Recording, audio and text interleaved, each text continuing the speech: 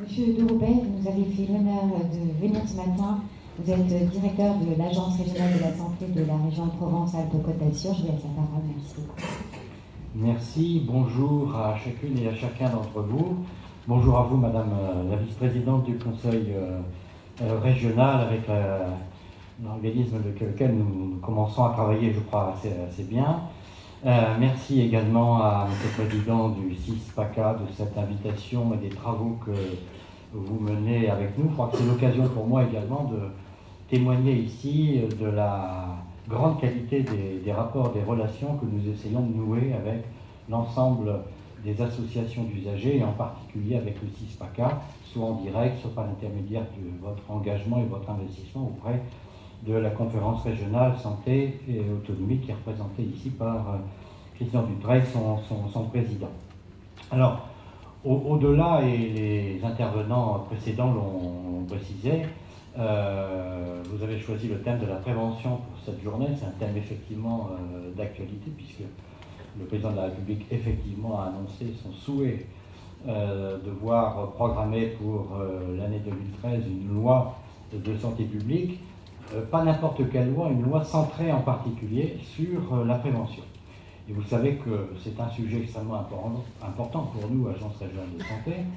C'est important au point que nous avons une direction qui est consacrée très largement à ce sujet, que nous avons un schéma régional de prévention qui définit des grands axes d'orientation pour la politique pour les cinq années qui viennent. Alors ce matin, je voudrais, sans rentrer dans le détail, peut-être préciser ou rappeler les quelques éléments, les quelques conditions qui me paraissent essentielles pour que nous réussissions ensemble cette démarche vers la prévention. Je vois pour l'essentiel quatre conditions qu'il faut réunir pour qu'on puisse avancer positivement dans ce domaine. Je crois d'abord que nous avons besoin de fonder cette politique en faveur de la prévention autour d'un certain nombre de valeurs. Il faut qu'il y ait un socle sur lequel cette politique puisse reposer. Et on voit assez bien que ces valeurs s'ordonnent ou peuvent s'ordonner autour de deux grands axes. Un premier axe qu'on va appeler des valeurs républicaines, des valeurs, je dirais, universelles, qu'on peut partager assez largement les uns et les autres. Je les cite très rapidement. Il s'agit bien entendu et avant tout de garantir l'égalité des citoyens en matière de prévention ou de promotion de la santé. Ça se va de soi, mais ça va encore mieux en le rappelant et en le disant. L'égalité, mais aussi l'universalité de la démarche de prévention. C'est pas la prévention pour quelques-uns, c'est pas la promotion pour quelques-uns, c'est la prévention et la promotion pour tous. Et ça, je crois que c'est un point qu'il faut souligner. Et puis enfin, dans une région où une des problématiques majeures est bien celle de l'inégalité d'accès à la santé, il me semble qu'on ne combat pas sérieusement, ou en tout cas durablement, l'inégalité par l'égalité, on la combat par l'équité. Je crois que c'est important de souligner cette approche. Et l'équité, c'est quoi? C'est l'adaptation de nos efforts, de nos politiques aux différents publics auxquels on s'adresse et qui sont spécifiques en fonction de la nature des problèmes auxquels ils sont exposés. Ça, ce sont le socle de valeurs qu'il faut impérativement partager entre nous pour pouvoir progresser sur ce sujet. Et puis, il y a aussi un deuxième socle de valeurs qui s'adresse peut-être davantage aux professionnels de santé, qui vise à faire évoluer, à faire modifier progressivement le positionnement des acteurs de santé par rapport à cette thématique de la prévention.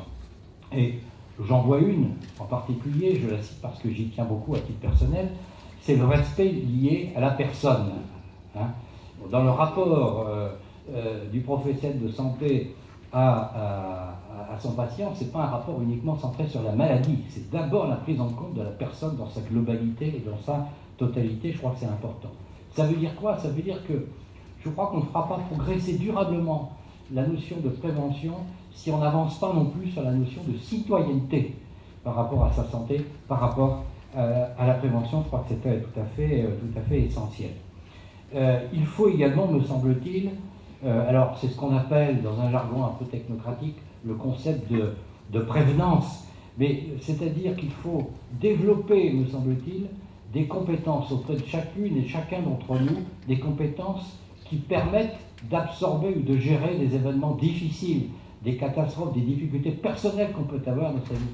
Je veux dire, on a toujours un recours à l'institutionnel chaque fois qu'il y a une difficulté, mais il faut aussi que chacun des acteurs, chaque citoyen, nous-mêmes en tant qu'individus, nous prenions en compte cette dimension pour être capable effectivement de dépasser, quand c'est possible, les difficultés que nous rencontrons chacun dans notre vie. Ça, ces éléments, ce socle de valeurs me paraît essentiel si l'on veut construire une politique de prévention durable pour l'avenir. La seconde condition qui me paraît tout à fait essentielle, c'est de ne pas mélanger les genres, si j'ose dire, c'est de bien distinguer, sans pour autant construire des silos étanches entre les notions, mais de bien distinguer ce qui relève de la promotion de la santé de ce qui relève de la prévention de la santé. La prévention, au fond, le concept de prévention a très souvent, et encore aujourd'hui, il faut bien le reconnaître, été centré autour de la maladie. Bon. Et il faut peut-être petit à petit le faire évoluer de manière à ce qu'on fasse glisser vers une approche qui soit plus liée à la participation de la personne en tant qu'acteur de sa santé. La promotion de la santé, c'est un petit peu différent. C'est de travailler sur les déterminants de la santé, sur l'environnement général des choses. Et vous le savez que cette région PACA est particulièrement exposée aux problèmes de déterminants sur la santé, y compris, bien entendu, et j'ajouterais même surtout, les déterminants environnementaux. La troisième condition qui me paraît essentielle et qu'on est en train de construire dans cette région, c'est que chacun des acteurs concernés par une politique de prévention ne peut plus agir seul, d'une manière cloisonnée et revendiquer le patrimoine ou la propriété de sa propre politique. Je crois qu'on a besoin de construire pour l'avenir un partenariat qui soit solide, qui soit durable, très approfondi, avec les collectivités territoriales, avec les différents services de l'État, avec l'assurance maladie, avec les acteurs associatifs, avec les centres ressources, avec les professionnels de santé, mais aussi les professionnels sociaux, car dans le domaine de la prévention, et on le voit bien en particulier dans cette région, et singulièrement dans cette ville, le lien entre la précarité et la santé sont des liens extrêmement forts, et on a besoin de mettre tout ça, de créer des liens dans ce dispositif, et je crois que c'est avec ça qu'on peut créer une volonté commune et avancer durablement sur ce chantier qui est considérable. Enfin, dernier principe sur lequel, me semble-t-il, doit reposer, ou en tout cas qui est un gage de réussite de notre politique de prévention, c'est que dans notre pays, on a l'habitude, et j'en étais moi-même l'un des auteurs dans des vies antérieures, de travailler sur le concept. Alors on est très très fort sur le concept. La prévention, pardonnez-moi de vous le dire, fait l'objet de colloques, de thèmes de congrès très nombreux, très divers. Mais il y a un moment donné, il faut l'incarner. Il faut lui donner un sens, il faut lui donner une image, il faut l'illustrer. Et ça veut dire que la quatrième des conditions que, à titre personnel, je poserai, c'est la nécessité, le terme est un peu barbare, pardonnez-moi, mais de territorialiser la politique de prévention. C'est lui donner une incarnation sur les territoires de santé, et je pense que c'est un sujet très très important. C'est au niveau local qu'on met ensemble les acteurs autour d'une table, c'est au niveau local qu'on travaille sur les déterminants.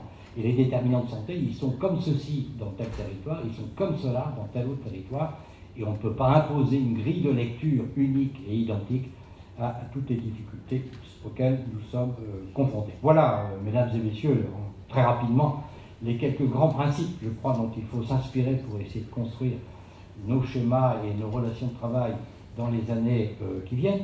Je voudrais, avant de terminer ce propos liminaire, vous insister sur un sujet que nous aurons, je crois, à construire, en tout cas à méditer, sur lequel il faut réfléchir dans les mois et les années qui viennent. On voit bien que dans tous les débats autour de la politique de santé, qui sont fortement impactés par nos problèmes économiques et financiers, on ne va pas se voler la face. On est sur un sujet énorme qui est extraordinairement pesant. Mais on voit bien qu'on raisonne trop souvent au sein du monde de la santé, entre acteurs, entre institutions de santé. Et au fond, quelque part, le débat sur la santé, il est un peu prisonnier de ce débat hyper professionnalisé entre les uns et les autres. c'est la nature des choses, c'est comme ça, on ne va pas s'en plaindre.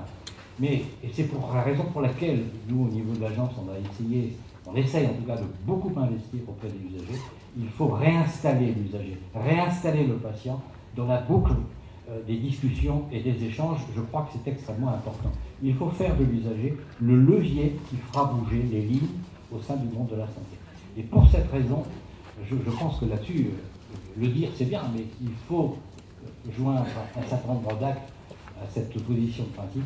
Et j'aimerais bien que nous essayions de réfléchir pour les années qui viennent à ce dont j'ai entendu parler, qui est une idée que je reprends au vol de manière très positive, à essayer d'avancer sur l'idée, le terme est peut-être un peu emphatique, mais c'est bien ça l'objectif qu'il faut qu'on vise, l'idée de créer dans cette région une université des patients, une université des usagers, qui, avec l'université, et pas à côté, pas à part, mais dans l'université, petit à petit viennent nous aider à créer de nouveaux rapports culturels de chaque citoyen à sa santé. Je crois que c'est comme ça qu'on fera petit à petit bouger les choses. On est bien d'accord, on est sur un cycle long, c'est pas quelque chose qu'on va faire avancer en claquant des doigts en une année ou 2 ans. On est sur un cycle long. Mais si on ne s'y met pas maintenant, il n'y a pas de chance effectivement qu'on arrivera à faire avancer cette thématique. Voilà, mesdames et messieurs, les quelques mots que je voulais vous dire en ces propos liminaires, en vous souhaitant bien entendu une excellente journée et en attestant à nouveau de la qualité des relations que nous avons avec les uns et les autres. Et je suis convaincu que nous avons engagé une dynamique qui sera positive pour les uns et les autres précisément dans cette région. Bonne journée.